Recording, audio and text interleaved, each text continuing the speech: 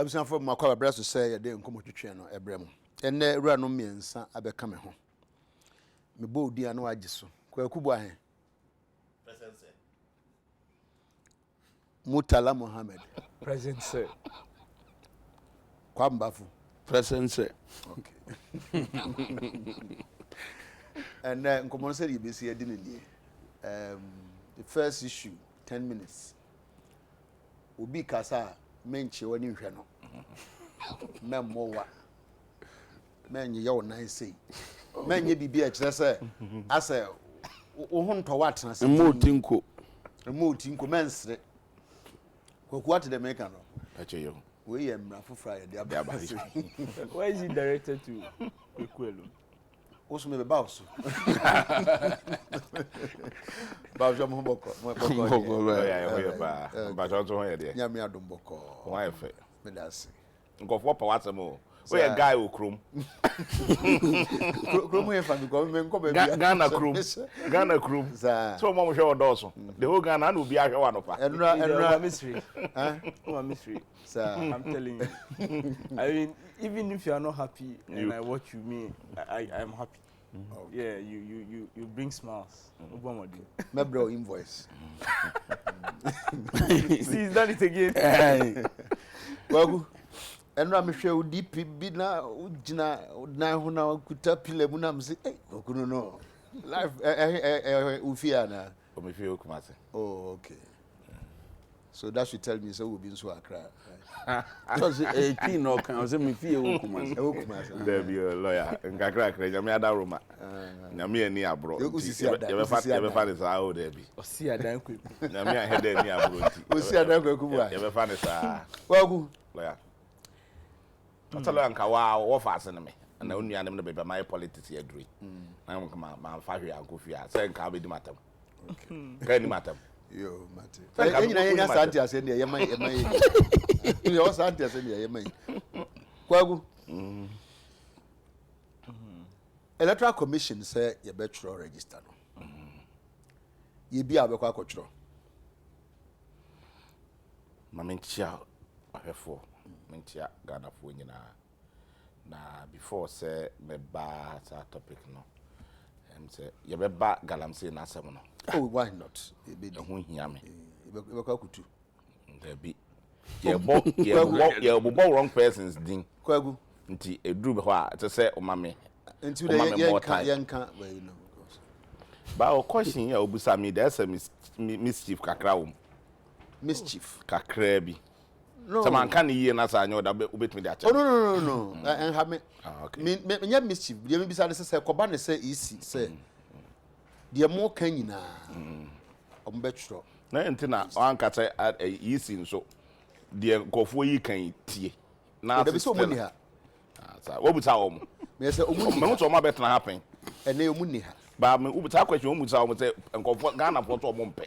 Nana kwaku me dey question me bisa ombe so be yi ano. Me ya no but agro no na man ye dem. Ada na me hwe no wo muti no aka say Ghana for say yempentimu nyai. Na nko tie di obeka. Say Ghana for no say mu ache me no. Obi see e. Enti me hu nipa kura me nko kana de. Nti Mr. TK me da wase pi. Electoral Commission oye adwuma ma Ghana for me boa. Say Ghana batwo ni ho a political parties ni ho a na one party state ya. Electoral Commission ko ni adwuma ye. One party crowd betime nya adwuma ye. Na adwuma na say nipa. One party state no that's why wu anapofo aba. So there be say nipa ne yi. So one party state. Ya chemu provinces so say dey go ni adwuma. Ghana for na wo ye adwuma na maye. Onya mane ho. Ona Ghana for say yempe. Register na Ghana for ono so mo. Ghana for binom. Oh, omo no doso. Omo ne doso. Ana omo so mo mpe. O kai say nansane ne anan ne 4 days ni. Nkofo free omo fie na ye benada o.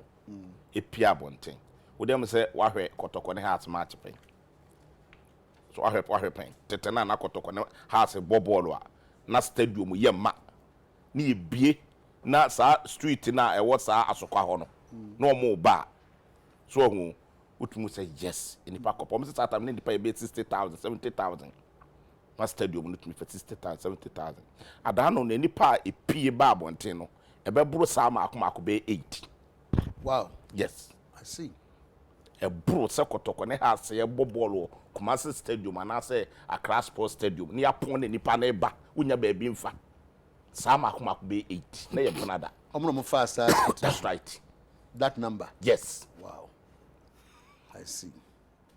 Who dream no, my demonstration. My demonstration, yeah. It won't be that Ghana. A child was a Ghana for. I see a register now. What is Yan?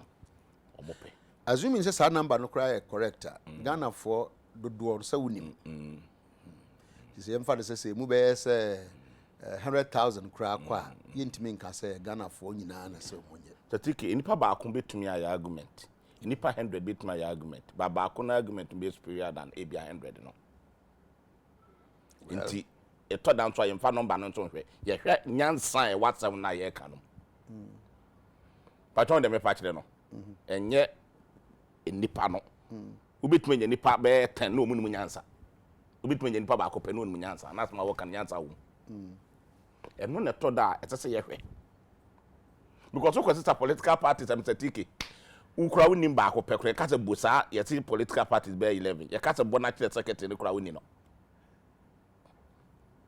Ah, baby, an office to walk around winning. Any panic create any moon be as oh, you think of 4 better than comforted no meaning 7. I don't born in a room with him as and comfort 13. Back up penance are not 13. Baby, I do say, Electoral Commission say, Omodie, Omotna say, we need so right. We need so right. Omo ye, Omo share, Omo share near mano. Omo susu say was so much. We need so right. Omo so ena yama omo to me say omo nye. Dear to me, Momo dear, mo kana mo beka. But yamuna mo be conduct election. Eyame ya say mo hwan dear na yemfa. Eyame ya say omampanin so kwadia tum. So betumi anye sika Ghana sika ma wo mo dom de atwodi. Ade na mo ye tu obi na mo mu sika dom de akoye. Ah, enti sen ko mampani wo dwene Ghana ho no tete sika me mfa mamo a. Kombenya ta edwe kasa na anta kasa dom na me se be ya be. What about so mampani so feel said well, ana ye kasa mampani no ne priority no wato akone. Tumi keke a wo penti. Including Abraham so ni so say including. Enti am ya say mampani otaku na so pa this particular moment. Otumenya kokoduro say obenya say sika kakraka we dia ma yi so mo including.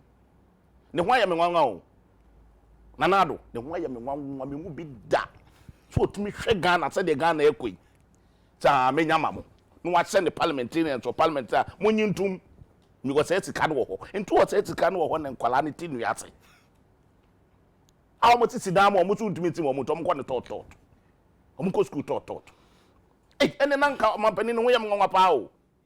Wo say sika we wo ho na bank for kata fa bo a wo mo. Na financial institutions say wo Ghana ha no ye nhemu kena ye ntumi nyina na so se da bi begu no anu wagu no mani pa be 20,000 etifie kwakusa wonu say ye budget a ye wo obi a sector bia ni sika ye de ko anya sa ti ye mfa obi sector de ana de obi adwuma de emfa nkoma obi afi bia ye election bia sika ye de election no na ye wo bibia na ehia ye nso so ye be election nara wana na ye budget no wana tro budget no who bisa me say when oh some peto me what say a budget ye and ye the budget ne dia e aba ana me buta to wana na tro budget no wo question me ntase budget ne ye tro ahwan no na tro e ya ban na tro na say e me no mienu na tro enti saban na tro budget ya wo hu ni wo mu say enkwala enya eyare enya bed na so enti emfatika mo onko eyi health sector ni entoto bed mo no munye bi na so na wo twatika kete dia akoma yisi se din a ye wo bi da ho dada ye papa no yen san ko tro din no foforo na mtumi a wo penti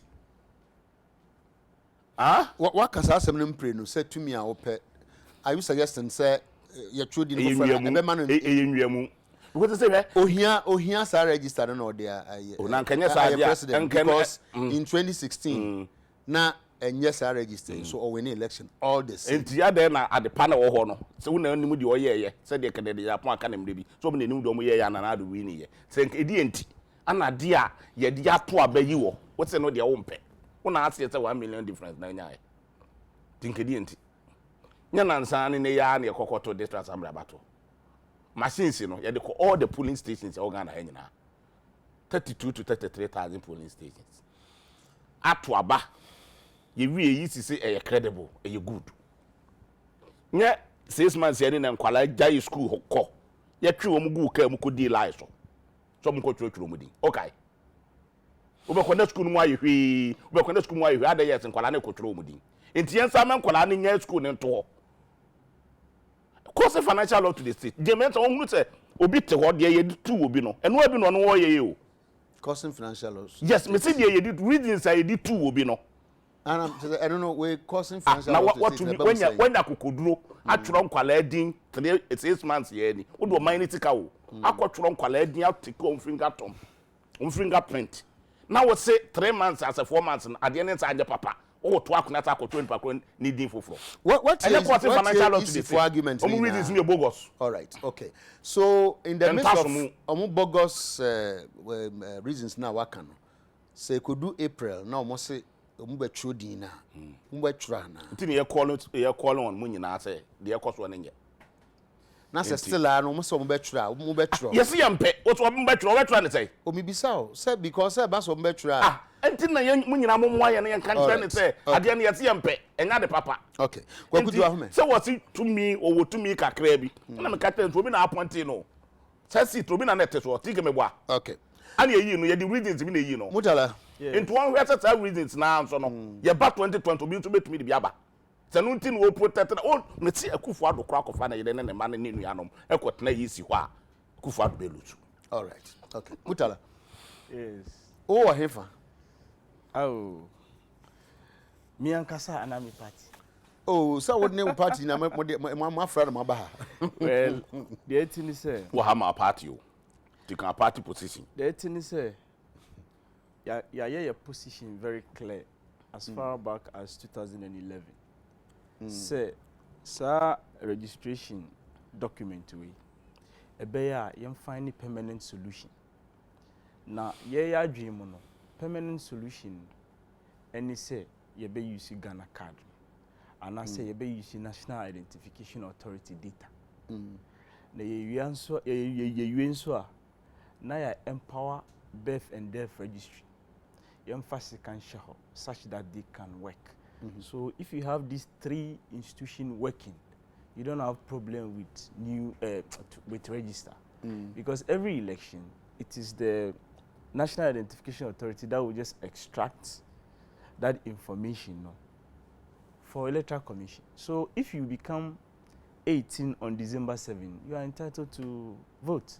So as part of the extraction, they will extract at December 7, 18 na ebeka ho. You be exhibition, you be akosho we nim baby you vote before the time. So if you do that, you are done. But if you continue on this path, we'll continuously change register.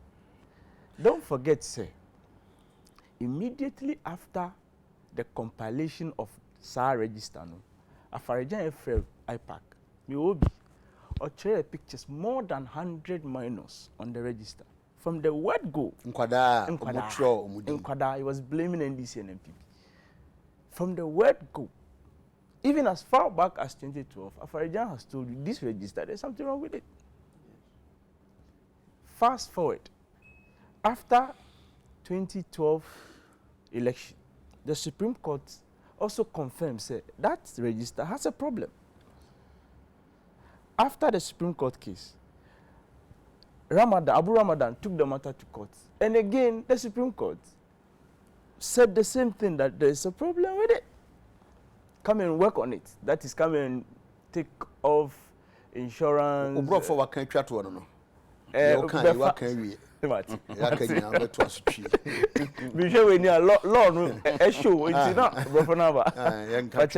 So, bottom line, there is a tacit admission, say, sir, voters register no, bibi hano. And again, oh koye fufra, I can tell you say problems now onya we no benya no bio. Why? Because only lawyer no say akwa ebe gina o say obe register law no say ontimi nka kire say on register. This all file complaints to the authorities. A lot of process before they can take that young person out. It's a whole rigorous process. Nobody has that time.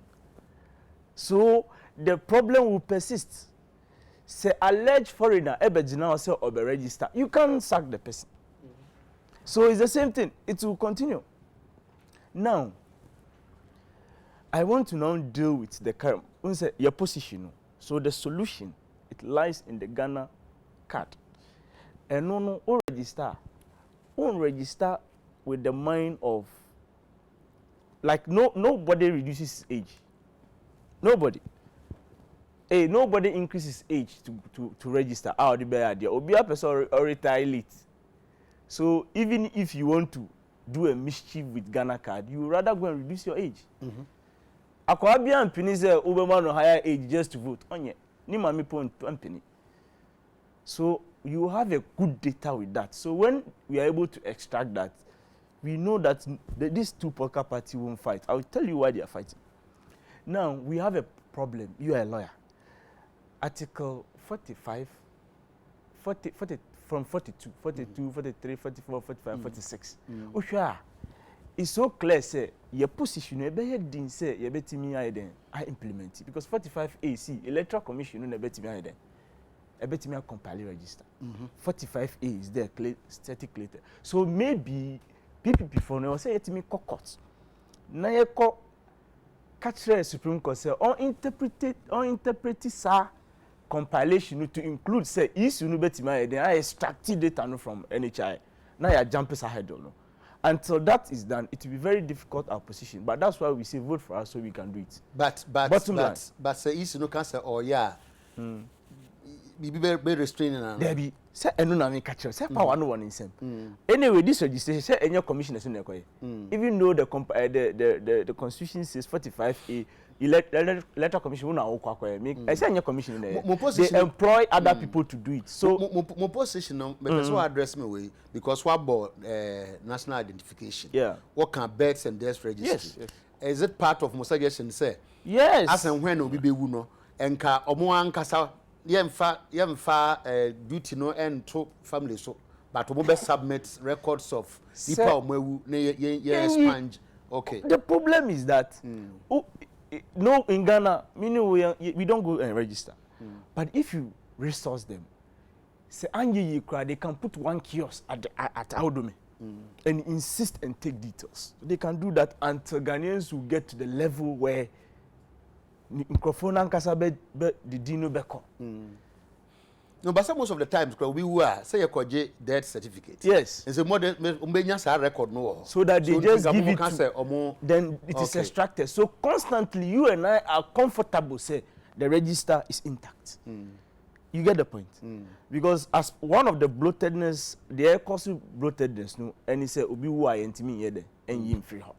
So it's part of the problem. So we want to solve the problem once and for all. And yes, sir, the BIA best says, but look, let me look at some of the details these people are talking about. It's very important because in democracy, you know, me PPP, me candidate, not say NDC candidate, MPP candidate. It is the institution of the state that must do the work. So, what's your argument now? Ensure that it doesn't hold water. Point of argument now, okay. Then this is argument. Really?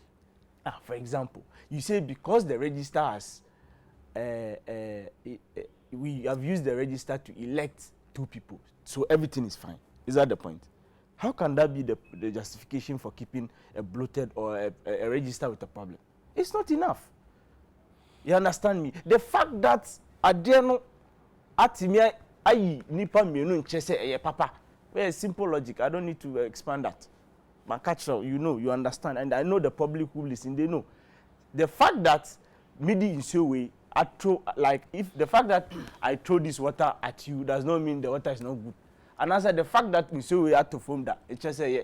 The fact that one just say yeah. you have to use mechanism to check whether the water is good or not. That's how to come to conclusion. Say, so there's another argument. Almost see, before I ever registration, we have population census. Population census come when it comes to demarcation of constituency. Look at the constitution. 47, 49. A hona obey population census. Now, what you must say, I feel a better population census. But that one sana you be who Nipana and now come to Susanke, census and you who gun any part of do a woman. On what at least a way register for Frapa. Ubet media to on what basis? Nipana, we are voting agent. On what basis are you insisting say compilation? The population census must come before compilation. On what basis? I'm telling you. Propriety, no more can once. Oh, Jai, me see. The constitution says if you want to demarcate constitution, that's when you have to do the population census thing. But compilation of register, it has nothing to do with it. It's there. You can look at it right now. You can look at it. It's not. So where is the argument? And another thing is that they say before I be registered, it's every 10 years. It's not true. If you look at the detail, you see it's not true. So why are they lying? Again, they say it's election year. There's no time. Intro, apart from 1995, every time we have changed register, we have done it election year. So it's intro. I'm telling you, the 5 points that Electoral Commission has given, there is no argument that can change. In fact, over time, this CSO for no, you be more who say, okay. No, listen to me. The point I'm making is that whatever, say yes, we MP. Say BBC MP. Most more per se, you say use NHI. That's our position. Okay. But say Electoral Commission, no see a beya. Me catch yourself. You can't spoil the peace that we are enjoying. The burden of democracy is such that you must allow the system. Okay. Who me bisa sem, I mean bisa political. Just very simple. Me see. Time a wa ban no. Ebi mu see sisan ade no. Wo see wo sisan. Afe wo opposition. Wo see my sisan ono beti. But so the end not the same argument na no. You're consistent. Say me catch you. You're consistent. I'm telling you that you cannot be in power. Time I catch them say you the right thing. They will not be here wasting everybody's time. Mutala Bobreko I say nanka me be ma also a maternal reporter. Ye ma conduct ye ma we say. Kwakunka me be ma 10 over 10 until say ube mu no. Oh, so we didn't because me share me say would so pepe. That's where we in Kawe said. Kwam lawyer. Yes, I said we say jama esimu dia so pepe ntina mo mpese mo ka ho asema mo ta easy for achi. Lawyer, me that's it baby. Ye na mo pa no mo anya. Munya ne sa da nka mpe. Montana na kana so lawyer o mani pa ni je. Lawyer mam fa kwanyo we na mencha wa hwefo. Babi wa fidi kasi en kodu bia ya mo munyina achi. Lawyer ba voter register issue na NDC for ajai. Reason yankasa ni nti omunso omumpe voter register no. New one omunka ho asem. No mo ke kansem bia enye den ehunhia ena nkora tiduase ena sei ni sei yete oman mu ha o da bi o maka eni ma bia o mo reasons ni say da montana kan figure no o maka say o mo feel say the credibility of the voters register no ba abe bubu ni nyina go ho okay ena nkora tiduase ni ade yete oman mu ha 2012 the campaign message of John Dramani Mahama ne say encouraging yes into Ghana form for 2 man no ba obesisi adan school adan ampa odo man Ghana dini ekọ World Bank oje $156 million e dey buy say $156 million no adan be no mu disi ye osan kan won manifesto mu page 25 senior has existing secondary schools no dada na e wo hono no obebiem 2012 ni manifesto ema obia obewie JSS obekọ school bia no obenya akonya nako sa manifesto promise no ye wunya ho sika sa existing schools na ne wo se nkora nya baabi nna no mama bai na e wo ho Enti se sam ye de sa kwanya na ma no wagye hu sika. Ama de amaw ne se wantima nsi amie mu a na na wo opposition obabisa se enkura ti nuase ya. Wana ama nkura ne ti sa nuanase. O ka kire ye se ensuo ni Ghana 2009 to 2016 no a mo bebu man na mo to mo ye de. Na mo to na mo ye de. Ena sika seye ne ne keka sika be na mo say chen say the three northern regions na ho kire wo ho ne da sore na 320 million Ghana cedis ahekọ that time na adwuma be na mo de ama Ghana for mo ma Ghana for adwuma nso sika ne hyekoe yeti kuroma na broni fita ebe former president Jerry John Rawlings ene tware wo masu 1988 say wo mo be ye Ghana adwuma evedi tax o man tua na Rawlings pam omo ba akofo penso bedanka kofo amfa ma omo ba 2004 amfa ma omo 2010 omo ba e pania construction o man sika 94 million euros o mbeje koy enne mo kan sika se enti se register ho asem ababa to ne se ye kan muso electoral commission kwana e fa so de pam madam Charlotte say no eno akosim financial loss no bi no no so ye na chese Charlotte say mu gitu mu say okoso financial loss per your logic this morning ogitum say na oh say Charlotte say a black petition in buy ye no and this year press conference say eye nanado na boa pa or pam no and na no pakwaku bo ahin say Charlotte say financial loss no course ya ye de pam no and no be no be fa so dia pam je mensa specifically say no say o draw inferences from the organ but so sanity interpretation na dia na meka no okay but so ye din what you say e kwana ye fa so pam Charlotte sensa pepepe no the financial loss near de eto aho me to on kai kwa dua omo de bo madam Charlotte say no eye ono an nkrofo omo ko committee nanim ye nyina ya kenkan fundings ni bia eye den e bae enti wuntim fa no ne germent asem ma me ye den e ma me cancel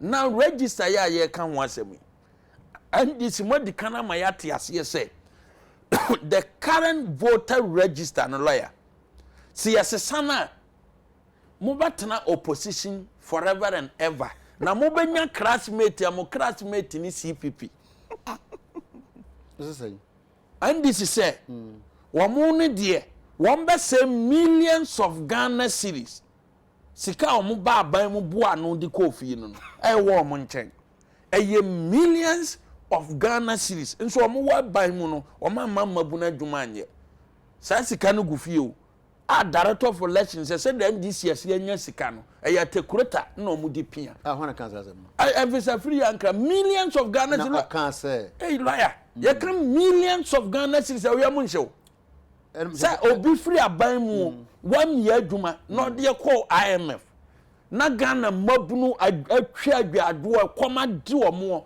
na sa nipa no wo opposition no so omo anya sika millions of Ghana cedis omo de be demonstration ama se be register na masaska no munya no fine oh waka sa asem no yes visa free ankra ya yetie bia obi antimi deny okay me nti wonko anti say na ye 3 against 1 what you say am a visa free ankra national ba be sisu say an tape no ne kan on city the leak tape no wasana be confirm am omo ye press conference omo san confirm what you say enti kwaku nyintu oh kwaku de say one ni say yep o say okay ayi omo ntam kan mienu kwaku say onyintu me se mente and am say minim say mutala o ye press conference o ba na say no ka ai evidence there no me tape no 1 million wo mu millions of Ghana cedis if they have to spend all these monies to get it done to stop the EC from compiling and register, it will be better than. But that's different from say almost 1 million. He said it.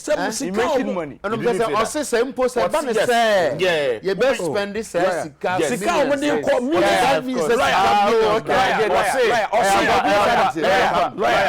I'm just drawing from the exactly. That's about the same millions. Not say Sika the metro the doctor say it be protest. I'm not going in nature. And yes, I'm tape no enye dotted. Say the kwaku akire mu. Yesi momo chichie efiri nsu ase be ka cho se denchema wu a ye ni na chi. But be so oba na denchema da. What you say? Nchese NDC. Kwame me say da bia ibusa abe no. But be so oba na denchema da. Oh, denchema so na da. Denchema da so denchema. Denchema wa da bia no wawu. Lawyer. Okay, easy that. Amanyoku a Osi sika ombe say millions of Ghana citizens omode call elections no. Omunyu so sai sika no mfanye demonstration millions of Ghana citizens omode call election omunya free Ghana fo ya amoto omokire ombotom sika na mode tifie. Enti ye number 1 reason and this mo amukochi ya say samo tenase ni se new voter register ne ba and this mu benya classmate ye CPP. Because 1966 in a CPP, equal relegation. On Timim Koi say, or try first division po. And Timono Mose Monday CPP for bear classmate dear. Some millions of Ghana citizens are more by more Mobu Ghana for Nyan. What the best stop on you? Is that your position? Sanity. What did you say? Oh, Sakasa, yes, tea Benny Boo Benson, tea be any boo be, and soon you. Enti omaka no saa na tiefo tene Ghana fo nyina te ase lawyer register ya ye ka ho asem NDC fo say ye de ye ntia lawyer oman bia ni wa wo ba oman Ghana 30 million population na say ye register no enipa 17 million ene kita voters ID card ni e kire ne say statistically no e unacceptable by world standard. Entimi mada say ye 30 million population na nipa 17 million and omudin wo voter register enti entimi mada da be mada sa Ghana entimi nya exception na omo say ye NDC for de ye ntwere dini lawyer maimu a ye tie no ye ni edini bi a ye twere ma political parties ye ntwere dini ma political party there's no law actually say ye twere dini edema NDC MPP CPP PPP dabi obi was a law na o meka nkyerem Article 42 of the 1992 Constitution is say citizens of 18 years and above and a yen twere omudin no omonto aba but o kan political parties bi wo or say citizens of 8 citizen underline me who drift no but for me stakeholders but edina ye tro no tro di we are compile into a register and as stakeholders no we are concerned oko developer yina meboa oko developer yina o mo twire dina they don't need political party kura no wa polling ayi center ho no that's kwam they generate unim say nobody queue for mo na maye sa de no lawyer me ba lawyer say ye ka se enko twire di me yin se obetena nkran ha lawyer ye hwehwe okra ye lawyer meboa lawyer ne tia ne say kwako je obi a onim the fact say we kwako twire di am na akotwe ni the fact say me ye stakeholder ewo electoral commission so ye na ye kan ye nyina ye kan bi no en kire say me masema meka na ye bounding on the electoral commission ana me bo lawyer sa na post chat here that sana NDC post mo pese mo kasa electoral commission mo be kan no electoral commission efa that's my point mo position that is the position of the NDC and not that of the MPP and the PP the DC and the PP nyina mo position that is the position of the NDC and the electoral commission emfa no na so also emfa then you be no chaos you be born in training you be can chance wallahi so why you be ya that's what you do and that's what I'm fighting for it has nothing to do with any political party montaka order farm see lawyer ne tie ne say mo demonstration mo ye over the time I asked you 2 minutes. Yes, they did the same thing. Lawyer, and we didn't support it. Lawyer, and you just better man no lawyer, placard mo chroye. Lawyer, let me make some Mami to and now my interjet mama nka bi ya ma okoya oh ya oku ora mama nka me twa adwena bi so kwa am say ne wo kan na nka me be yi wa no wo ya no ayeden and tie ne tie ne say the call by NDC say ye ma omo nkom electoral commission 45 A the number 1 function and they said they will compile a new register anameboa a constitutional duty anameboa fine and the MPP as a political party na afarijan a no compile register no e be ka kire say register na e bloated madam Charlotte so be di afarijan ade e be ka kire say register na e bloated the British government be audit ye ka kire say e bloated na say MPP amanyokuo in opposition ka say then say we no nyina ka say register na e bloated dia you have a constitutional mandate to compile a new one under Article 41A, a constitutional call. The EC's position then was that mo claim say you bloated, mo me boye na ye nyi baby a bloat no emfiri mu. That was its position. Then and I am for sure. Then she say ka say Kenya be mu. Oh, right. Na mo ye so lawyer. What you say you can say you be ma krom ha aye stante. Krom out here. Kwam. Oh. And at lawyer set your casa tea near my can say that call no a constitutional call what you to say no constitution but the MPP me but the threatening no the any constitutional call my own yan threat obi a say and this in the team cast on the threat obi atono na and they see okro ye dey threatening say you better the mensa mona Charlotte say better no mona na no placard so so better no mona ye dey yan can be a peaceful demonstration. Oh, nekita kwakubwa, nekita someone rebi, nekita kwakubwa. Nekita, yaba tunu. Otia onini. Otia semi nkana chiasem. Nti lawyer. Say obeto mona. Obeto mona, ma me na ntia so obeto mona. Ni ade. What you say? And this is what some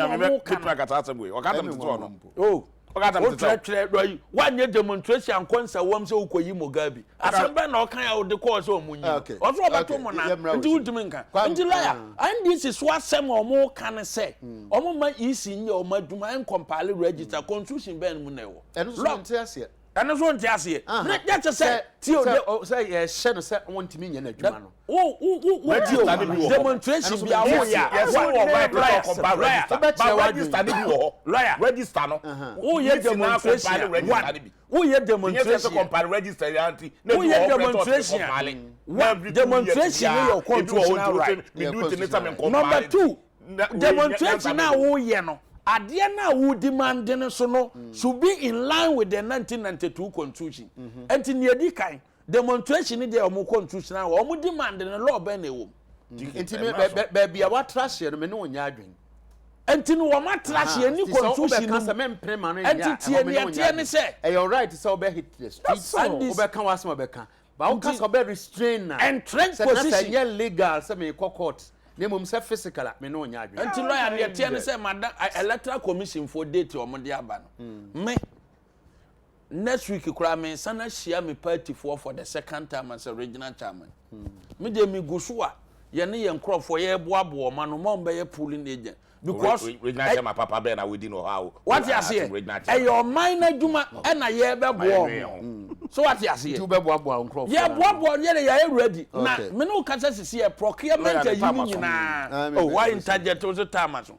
procurement process na akoso ye dey ama contract o mo nto machines ne unimu machines na aba no ye se ye dey be trading foforo enti wo se machines ne yamfa nko gudanum yamfa nko yamaburo yamfa nyamaburo mutala na person interjection me pese me twi Ghana for adwin eba sena MPP ni NDC politics tie in opposition the omuye ni say we political science 101 the omuye ni say the great impression say adibi babesi the great tension the say even if there is one or two kidnap 1 or 2 here.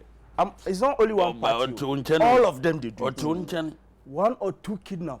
They say there's no secret in the country. Everything Bibia say, oh, corruption. Hey,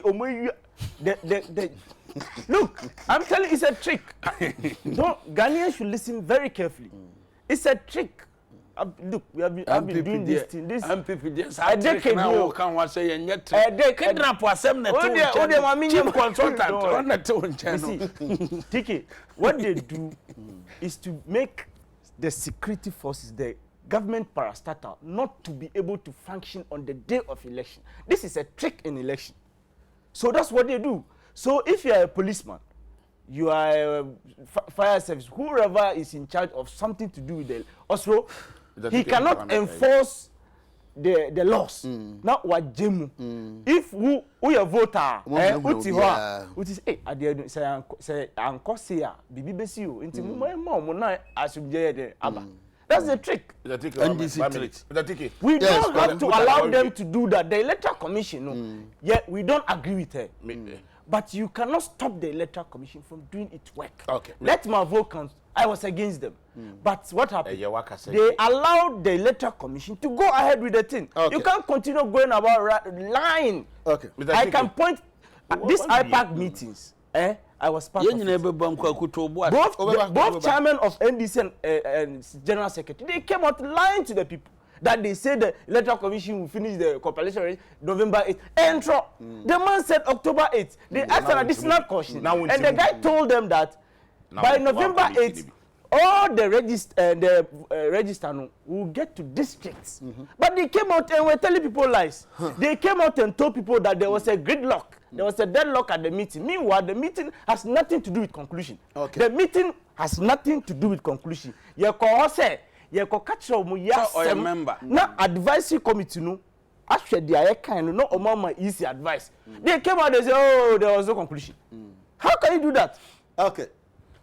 We can't allow people to say ono sabiti no ko bia wante ase woni mu de ona so tie de wo kan ya emza wante ase wo se mo ko ho se advisory committee no omo ko akotie asem no mo advice mu wie ye nso no advisory committee ne say omo do omo anum sem ebe me electoral committee no mo no makata no mo ni IT ni nkoti afi wo say mu conclude there was no another lies the IT angle is a lie the IT angle is a lie I will tell you what happened it's a lie they are peddling on truth all around the place one committee ni bi enti so ko bi a yiti for kra issue letter so omo say omo ni IT expert ko ni ntia on to say de na lie enti wo betna wan ko bi because o ko bi a kanye we no be ba be kan ha ne nsema wo kan ya expert on wan ko bi woni na nya adwene wan ko bi okay yo wan ko bi okay because ko bi a obi o committee ni bi o kata wo mu to committee ni bi it was reverend Asante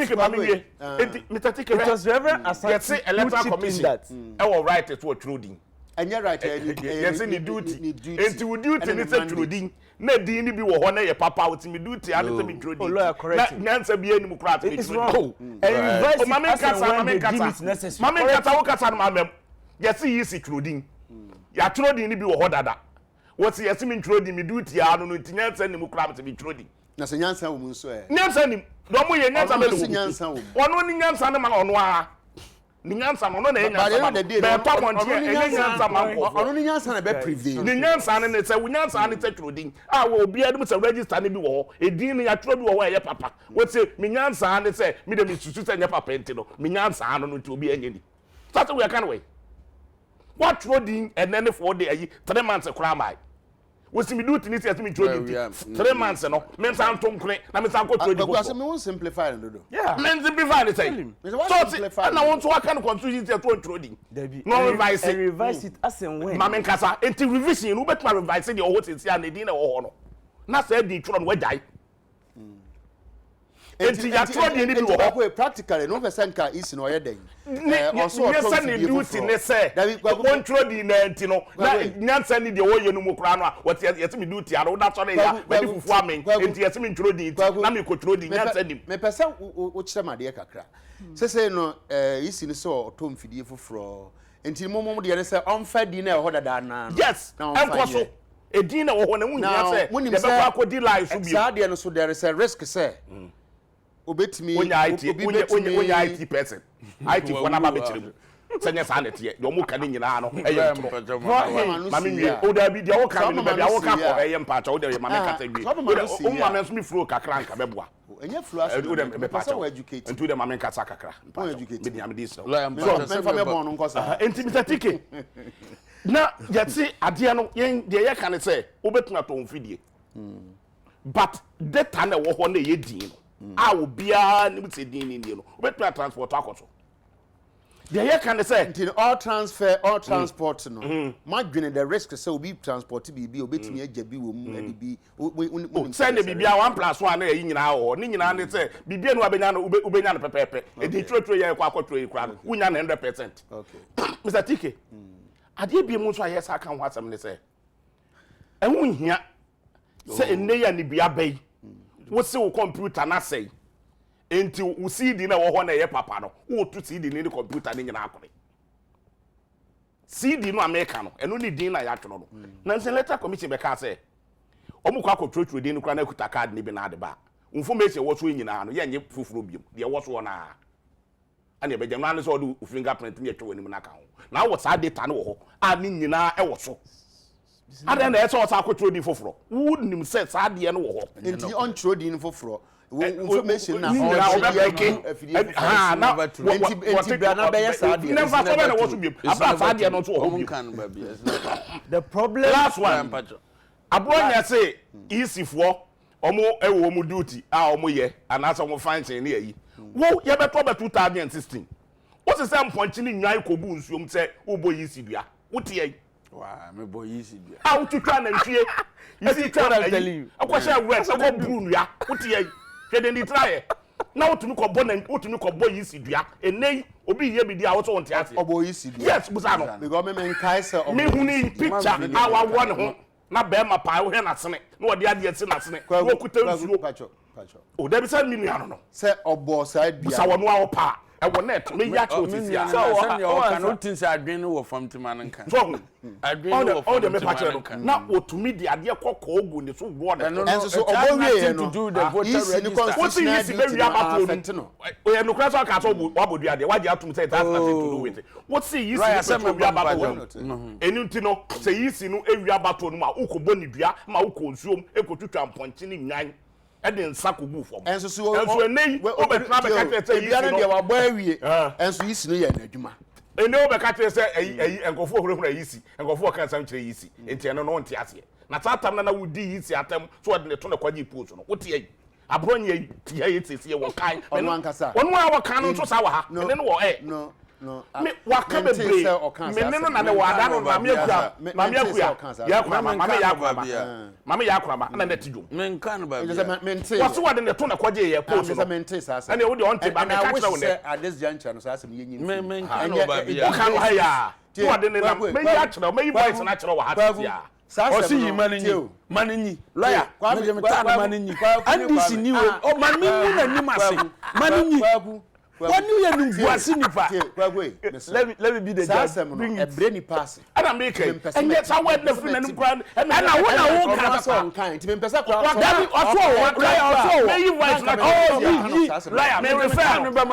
me refer no said you can say okay mpa me pesa be tese waka asem no ha but here but when you say oh you default teacher oh you default teacher on patcho all right default teacher they can say mama yende kakra they can say register na dey papa register na papa ye intro din fufuro ne ye intro din fufuro china electoral commission ye no yama ye still am question bi say onu no say ye nuru ho and ya setting the records that say ne unse madika na ka say omo no entry position ni say voter register na da honom no wo mo ne compile ye no omo compile ye no omo wodini bi wo mo e benefit wo mo ndc fo what you say omo kan sa oh yes because me no ka say sisi ye ebra ye ko supreme court no register ye ka say yakwa compile wo asuoja mo mo te ama no ne no Dr. Farijan so train nipa 241 Montala se meboa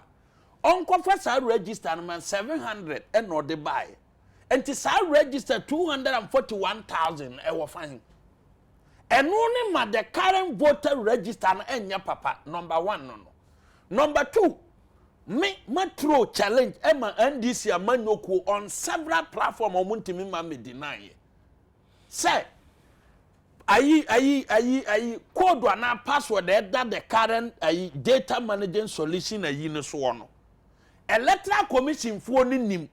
Number 1 person, I know your deputy commissioner in the person of Amadou Sule. I was our password, no.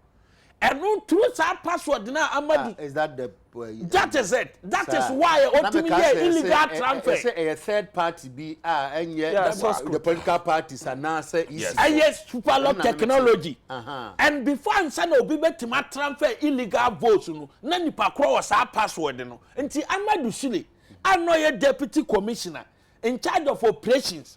Our electoral commission as well. Or ye da nim say third party password there what third party one. Amadou Sule nenya or ye den nenya code no etimi wura mu koye illegal transfer and boss be kan wansem.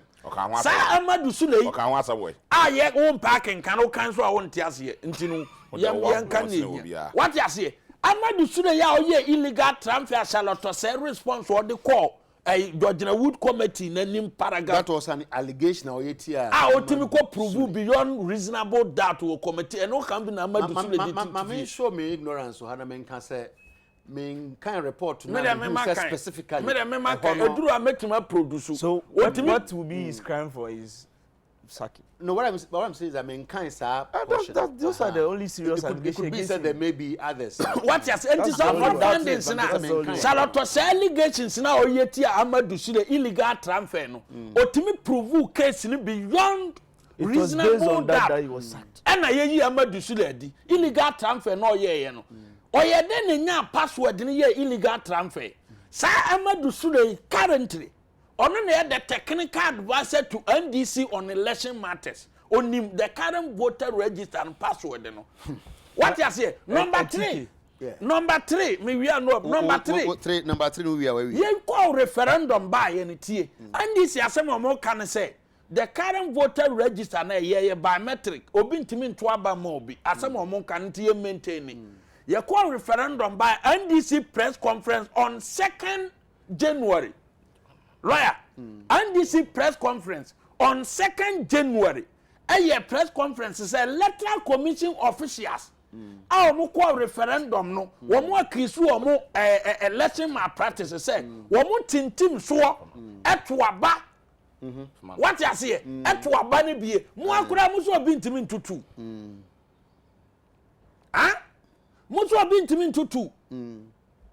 And to what me at to 2 Ebi are not necessarily say ojina. Omo akisu omo say.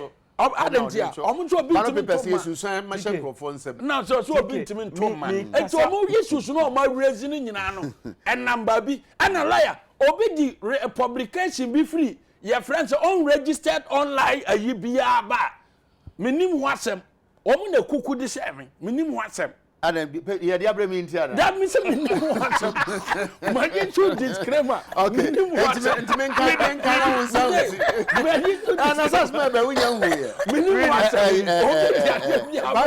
My issue disclaimer. As you. As my Abraham. We don't know. Obia. Charlotte where Liverpool for results. Ball on board now. Liverpool fan. Propaganda department. No more cuckoo story. No more creative website. My issue disclaimer. Oma dey no freezy. Oni be be akọ website fufu bi kura. My issue disclaimer. All right. Bema say so why did you? Bema say just baby kura dey na kopie no no. O say Charlotte say Amadou Sule other suffering from my spiritual cases. I want to commend the president for the swift response to the Airbus saga. Mutala Ubesha say Airbus na sebuno. You know, excavator. Yeah, the Airbus excavator. Airbus Airbus Ben and two. Your government official one. government official one about government officials. Government I want to official one. commend the president for the swift response to the Airbus saga. Kwesi Obeng says that TK have now understood why NDC government mismanaged the economy. The vendors of the current machines have written to the EC that the machines are obsolete and end of time. Life. The end of life. They can crash at any time. Should we wait till that time? Nana Fia Adani Poma says that we want new register. We want it. Okay. Mark says that okay, this guy is really talking sense. The major thing taking Ghana back is our data inefficiencies. Okay. Dari says that is Kwekubwahi listening to the PPP rep at all? He won't. Abronya, please address the topic and stop that thing. Why on earth is it that the political parties are afraid of the new voter ID? I think we should all build consensus.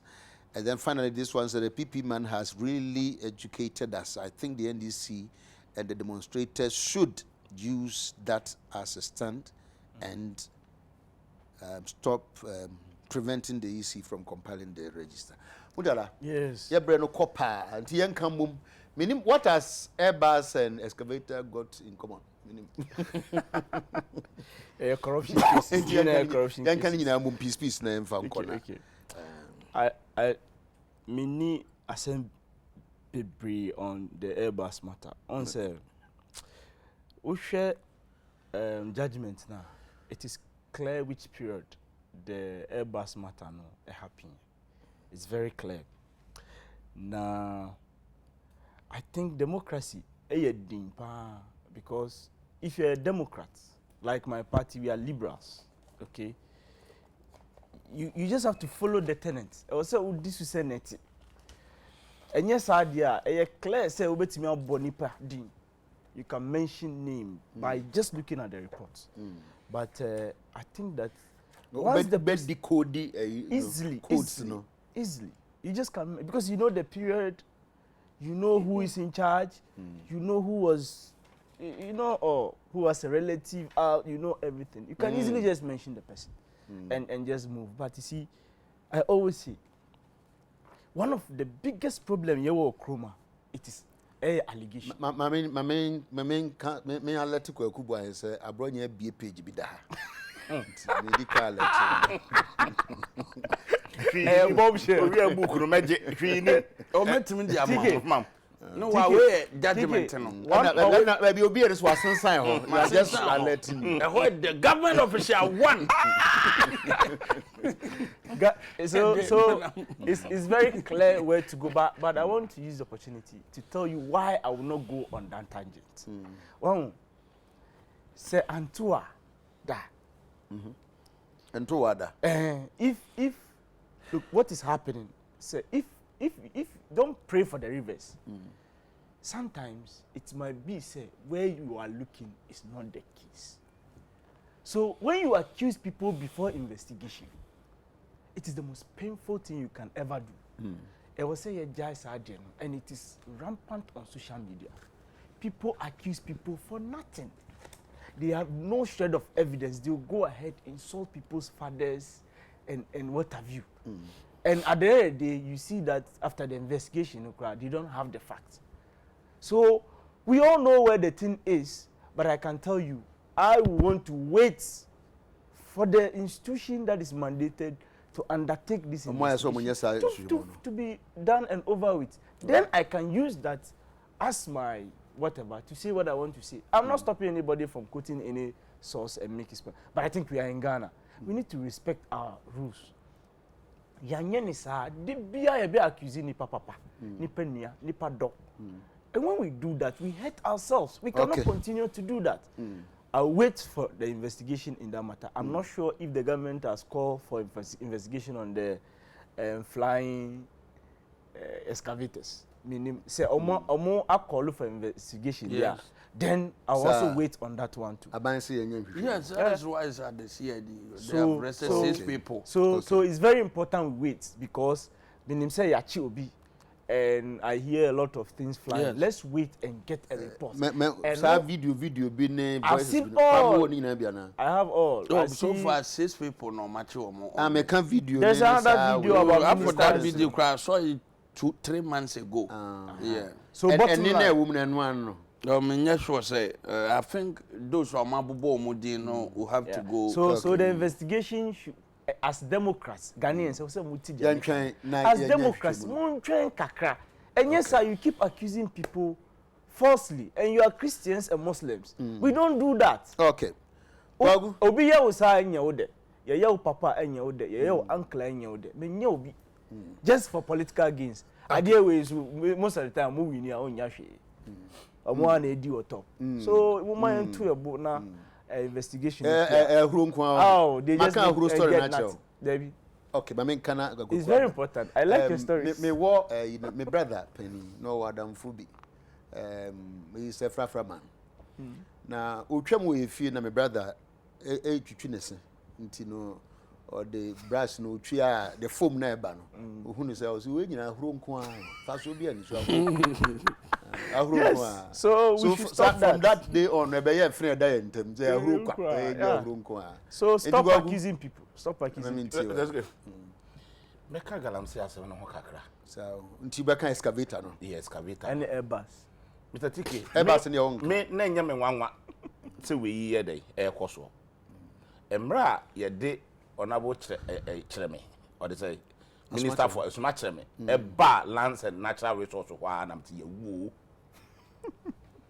Okay, say emre bi atwamu.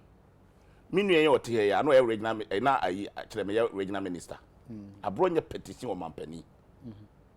Or the letters too and the common mampani say forest ye war is still ayi buna have wo nyina. Smart me no. Abu munu ye nyina. To mampani hwehwem. Okache de say galamsa e koso wo nyina. Won na chase. To mampani hwehwem. Ebepem de. Mampani ahwehwem. Woji ni free regional minute or the three or the kind of letter ba akokoi. O mampani a reply what I do remind that akoye. Ni nyina online it ya. Do mampani ye ya ne say woyi na free buna hafo. So say ho kakra bi no di ho nua ne dia ene atase ne dia ene Ghana ha nyina. Dey amano. O meye minister for lands and natural resources. Sorry go fie. Ogumai. Oh God. An what the papa no buy na forest o Ghana ha nyina ye tu Ghana me say ho. But one attributed to or not. So on the land in so. Because I want attributed to on the hands are so forest o Ghana ha nyina on the so. Enti ayi kase ye don ayi ewutu ewuku your friends ewusi. O kase for ayi omu wo land no forest no nyina no. Na se wo ye minister wo asase so. E hwe forest so. Na so nim ho hwea. Eh na ne so fa so de te ko hwe nua so. Ko hwe nsase so. Ko hwe gold so. Enua yi ne ebui.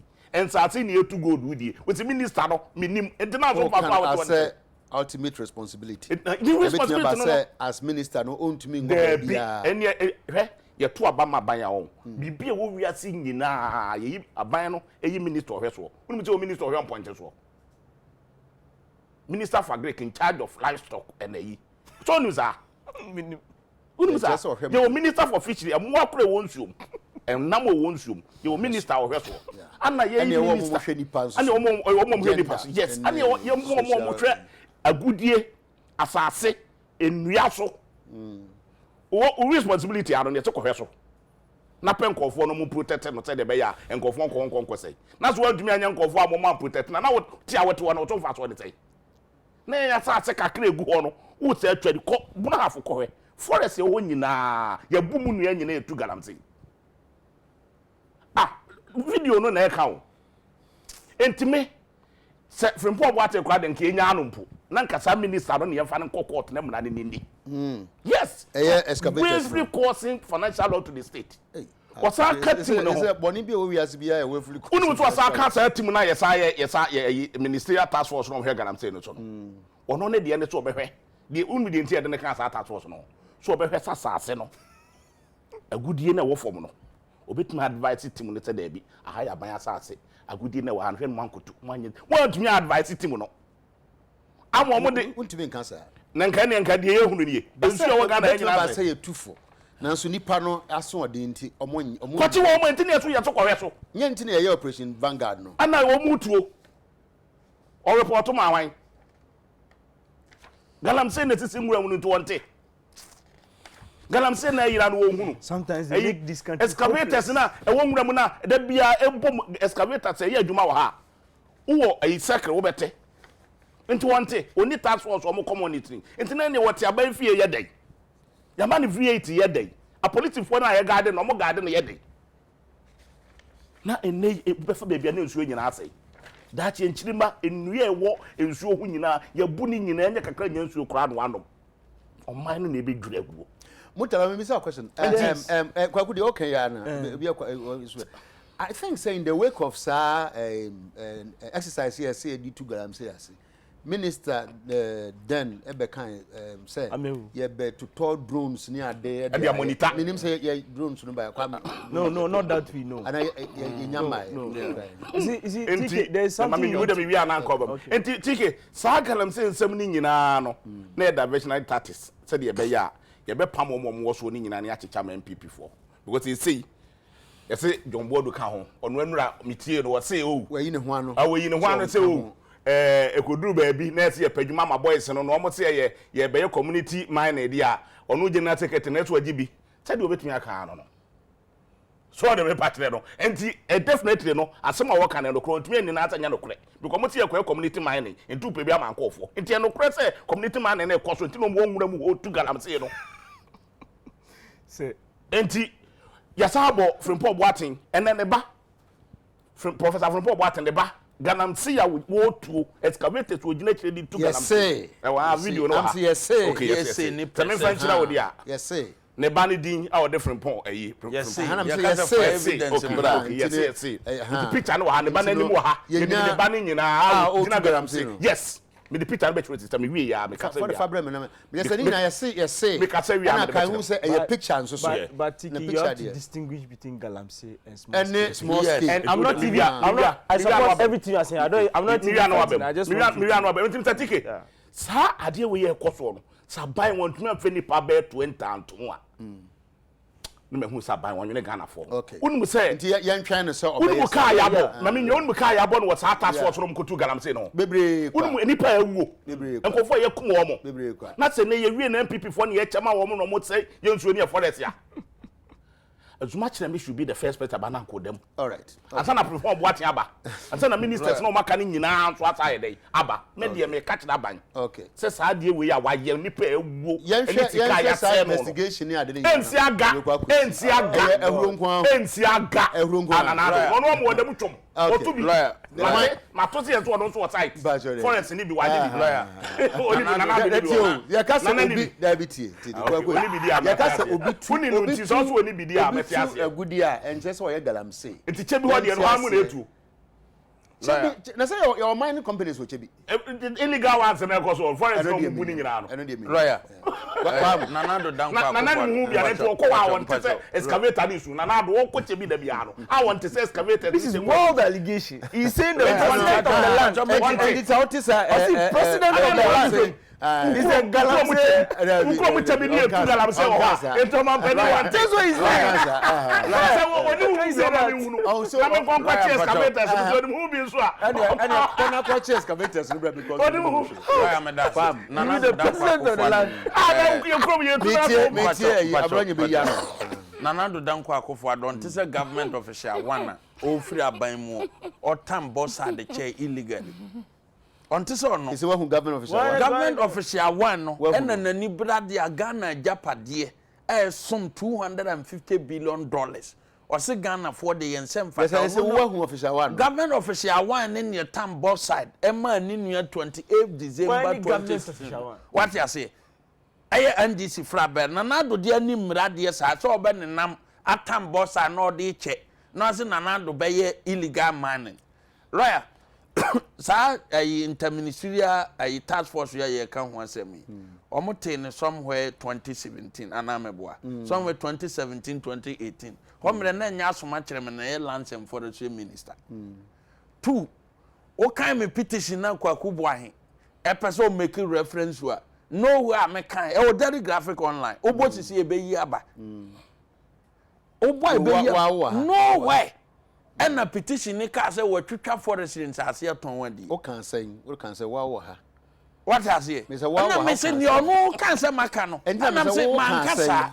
because what happened the petition was about DKM building eno kwa DKM building man what titinua please read the portion what bro yes you portion ya say obunua wona ase me create petition kenka la me come anim no into one yam fa excavator bia ma one ka so kan yadi okay two ya kan excavator ho kro no ba the 2013 interministerial task force we buy e that the save yamin kwaku bo ahene kwa me ma nko ho de eno no ya ba ya kan no awi na na de ye fresh pa pacho ma ho baba ho ye de na wasam ene me pacho sem no okeka no kan na no de nto ma mra na no de ba ye kan kwa ma hu sa ene de ye fresh o ma hu sa me ba ira me mo pense ye ka ono ka kro no o se ye hwehwe ma ye bisa o mo se interministerial ai committee adoma amate 2013 aje save yamin ni Samuel Sapon wamuku excavator mako 89 ho a enam so awiakete adoma amase wa resafo we nko central region oyi wo madie no Ghana for excavator mo gi no handsome man a mo kwaku boy mo na ne yesoma ma mo kwagie no e wo fa he je save yamin ni Samuel Sapon report by what you say me no ka say we peace FM online me print free ho peace FM online I don't think say asma wo kan wo be wie say esan say ya hwehwe bi ya nhunti nya no na me ba dabi no wo be prejudice de mpese me ka because baby dabi me ba be kan say ma si wa ha it's always like that what you say negative and positive uti ni esi ye nam so amoka say de save yamin ni Sapon konko tena fie no so se ye nche nkrofo ntum mo ton nkrofo excavator die investigation ankoso ma yamin ni Sapon ko fie esi wo kroma say yomadi now me no kasa sisi e we ye 14 June 2013 task force against illegal mining kwam pacho lawyer and what this time me kan ya yibi no ma ba na asem so excavator I the same thing. Ah, me can say so. Excavator. Ekonya. At the same one. But started free 2013. Oh, lawyer. We do 2020. And the same kind of nonsense. And until I was say, I wouldn't want to see any hobby. And I know some so no kind. I wouldn't want I am none on a so can't say none or wouldn't want until none was a minion. Would you? Or see, in this Afusenio. Some publication way 14 June 2013. I say, with respect to bribery allegation leveled by Hanson Mining against some DC chief executive, he said the national security was investigating those issues. Pacho Ekokosi said, and let excavator in Wasema DC for a Mojim Crawford you turn 2013 DN, most national security for Rianya report on, and then under Nanado Danko Akofwado. Yahun Crawford. Yetima yeden si ya di fuatima to nsafro o machi o mo se munkonkwo hwehwem wa excavator bia ba bedu ho bia no o man ne mra enu wonie entete government official one sana mpesa me kire so okata to say minister kokko tena fie na si ya di aso ye government official one Samuel Saponi ayi yamin no man ko honom what you say yanka wasem na nado danko akofo ado say those involve was excavator nam so ama your friends say yanka ho asem enti na see ya take atake the matter omo ye nhwehwemu enti a chese aban no emfa bibia nyede ensie Ghana fo se me na me ye involve a mra nimnie on kata to say government official one now the airbus issue na enti kwa me de me kan say me ti ha say me hwe anim na me nyintum say edin ya aboboi se koba ne se ensema ye de ato mo so nyina na ya mpa e be hunu se lawyer a criminal matter based on the statement obi abekwa akoma ne ayi ne wie ne ye evaluation wie a ye wura court to Denmark even accused person nyina ne omo kan bobo omo din omo nyina so entitled to say omo be defend omo nti ye ma due process ni mfam ye mfa nsie ye pese adi sie Ghana fo a nka nanado man trusting say ye nkwoche omo te say ne omo lawyer coming back to the Airbus issue. Was it between 2009 and 2016? No. Government official one and Ninyati UK, your friend Adam Samuel Mahama. Atamis in near Bianwa or UK national. Atamis in near Bianwa de Mahama. Na document here about DB. Mpacho. Mahama book. Lawyer. Mahama book. Page my first school detail page 260. Ne book no twerɛ no. O see Ninya Samuel Adams Mahama UK national. Samuel Adams Mahama consultant to Airbus. Yebolidi. Consultant to Airbus. What you say? Enti do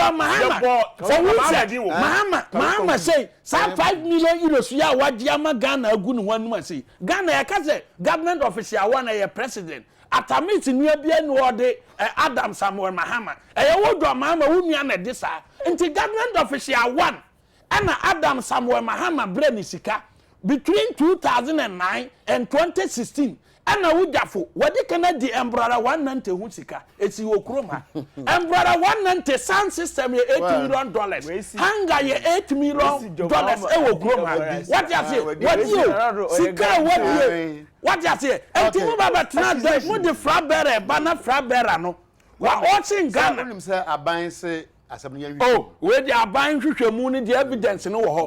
2009 and 2016 no. Government official one no. Aye do Mahama. Enti ye nya to lawyer said you can sampa. And many mo ya no. I said we the man obedi ni 2 minutes but won't me. Obedi yam farmer ka we turn it because you know the government official one say you NDC frabera. Aye do Mahama. Government official one o won't sika ba. Hey, now what to me watching? Mama watching Ghana. Mama Chrome Ghana. What watching Ghana? I want to Ghana. Watching Ghana. What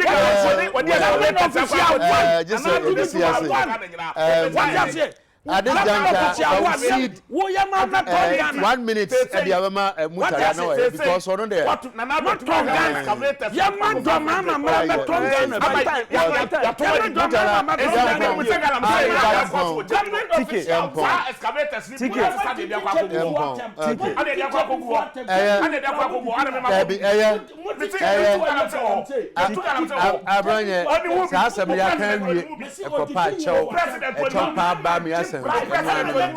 Mudara, Missy.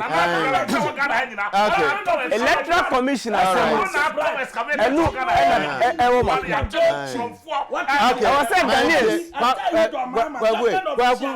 Kwaku any abronya mintie be mutala.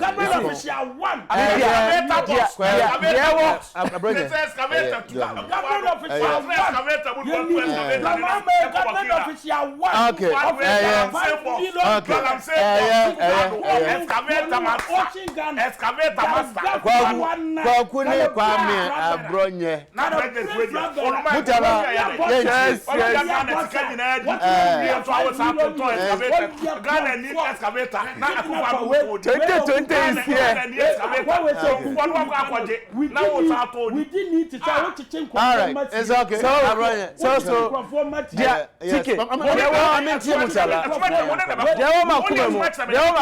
Any electoral commission now electoral commission I was saying Ghanaians I support the electoral commission no party has the right to tell the electoral commission what to do.